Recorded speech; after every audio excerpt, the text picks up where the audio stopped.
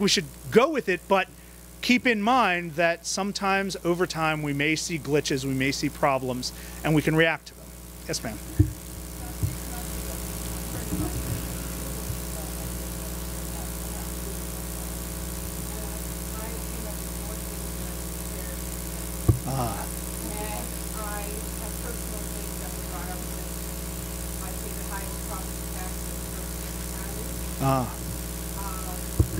Right. I went back into college, my first freshman year of college, when I had a radio show. The name of the radio show was Post Record, and I stopped that.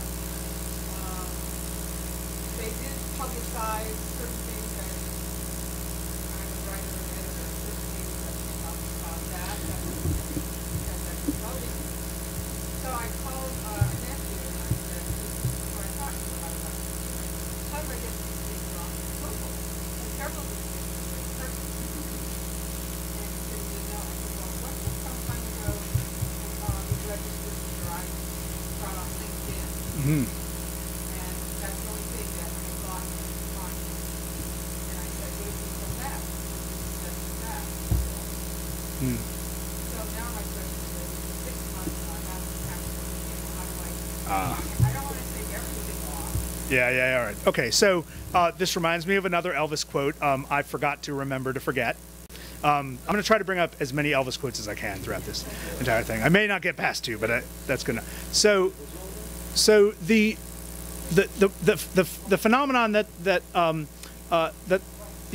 phenomenon that this woman is describing is a pretty common one, where one Googles one's own name and comes up with a series of records thought long lost, recently digitized public records, property deeds or records, tax records, political donations. There are lots of things that people find, and as well as records of previous work examples that are now in the digital world. And so she wonders, why is Google able to connect people to this now? Is some of this information going to create an improper image of her, perhaps harm her in her reputation in some way? And what can you do about it? Well, unfortunately, not much. There are services you can employ that will add to your digital record and drive down the ranks of some of the information that you wish to hide. If it gets to page 2 or 3, again, no one's likely to find it. That's expensive, and wealthy, famous people tend to do that a lot, actually, to sort of manage their reputations, but it's imperfect as well. Largely because Google changes its algorithm every month, and sometimes what you've done to move things around gets undone. Secondly, there's not much you can do about it, because much of what you're seeing there actually is supposed to be public, but not so easy to find, right? It was only private by its obscurity. For a long time, records that we had with the county government, real estate records, deeds, etc., were not digitized. Even crime records were not digitized. They were stuck in files, and you had to know you were looking for them in order to find something on someone. But now, again, 20 years of constant digitization of records. If you haven't lived an active online life, there's nothing to drive those records down. The fact is, we all have those. But those of us who live active online lives, who blog, who are actually active in LinkedIn and other social networks, at least have the opportunity to move other things to the top. Yes, ma'am.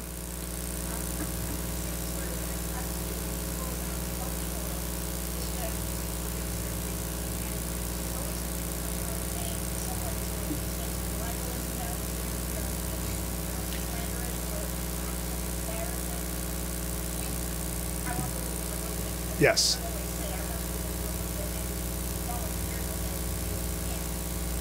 Ah, great. No, it's not that they can't. So let me explain this. So the question is, if you didn't hear it, that in some of the help forums about Google, people will say, look, there's this link to something I did or maybe even didn't do, accusing me of X, Y, or Z. It's libelous, it's improper, it's embarrassing, please take it down from your index. And it's important to understand how Google works. Google sends what are known as spiders, these little programs, out to scour the web every night, or every day, because it's night somewhere, and it makes copies, the most recent copy of every website it can find. And it has not everything, but most things, and over time it gets just about everything.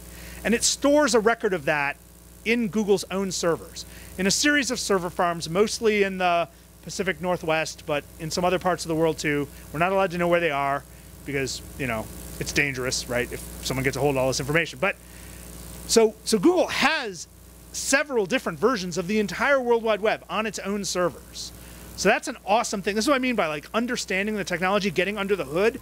Like, you should be in awe of the fact that someone had the foresight to spend all that money on servers and all that money on bandwidth and processing power to make this system work as quickly as it does, as dependably as it does.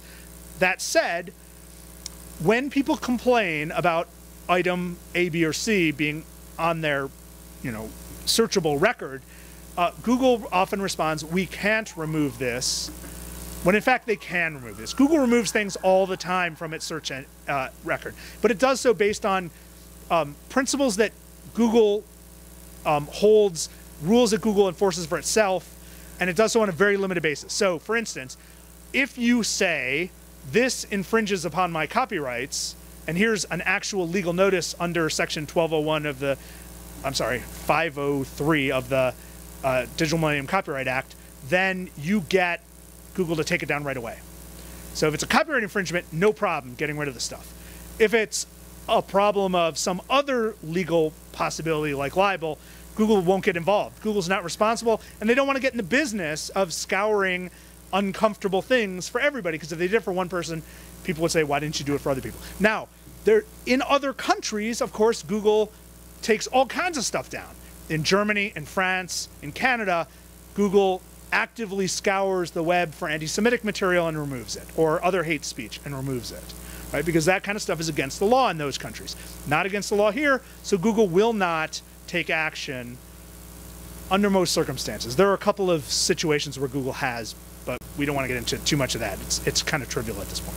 Yes, sir, in the back here.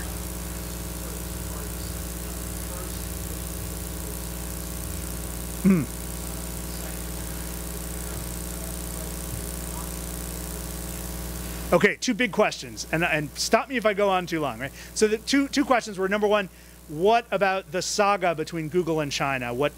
How do you make sense of that? Secondly, what about its professed stance to not to be evil? So in terms of China, let me sort of summarize how it got where it got. In 2003, Yahoo got into a very embarrassing situation.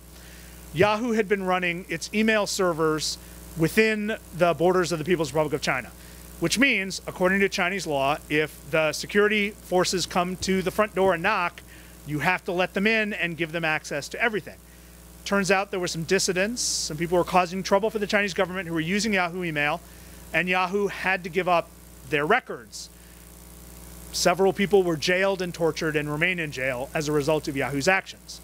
Yahoo was publicly embarrassed by this, drawn before a congressional committee, criticized by every human rights group in the world over this, and Yahoo found itself unable to mount anything more than a squeaky meek defense of, this was the law in China, and it's true, right? If you're going to do business in China that way, you have to obey the laws of China. You can't misbehave. You can't say, no, Chinese government, I will not let you in the door, or basically everyone who works at Yahoo then ends up in prison and tortured, and Yahoo's out the door, right? So if you're going to do business in China, these are the sorts of things you have to do. So the question is there a way to do business in China and not risk exposing people that way? Can you have both? And Google in 2005 actually figured out a pretty, I think, more than clever way, a well thought out way to do this.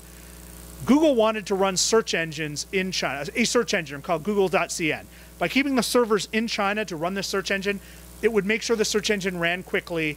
It would learn well from all the Chinese users. And at its peak, Google was about getting near 30% of Chinese web use, searches going through Google.